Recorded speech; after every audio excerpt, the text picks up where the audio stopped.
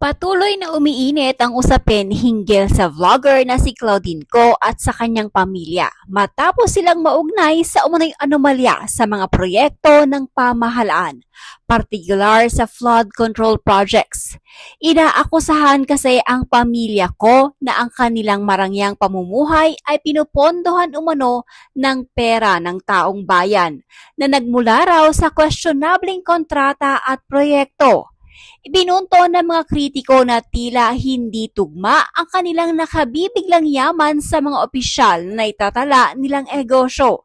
Kasunod nito, nananawagan ang ilan na isama si Claudine Ko at ang kanyang pamilya sa investigasyon upang malinawan kung may irregularidad sa pinagmumula ng kanilang kayamanan. Umani ng matinding batikos ang social media presence ni Claudine Ko kung saan madalas niyang ipakita ang kanilang mamahaling lifestyle mula sa mga branded na gamit, mamahaling sasakyan at mga travel abroad nila. Dahil dito, nag-deactivate at nag-private ng kanyang mga social media account si Claudine upang makaiwas sa patuloy na pambabatikos.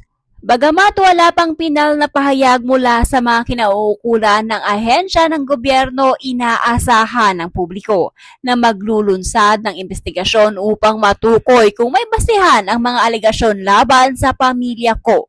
Naging bahagi na rin ng mas malawak na issue ang pangalan ni Claudine, lalo pat matapos mabanggit na ang mga kontrata ng flood control ay sangkot sa mas malalaking kontrobersya ng ilang kilalang contractor sa bansa.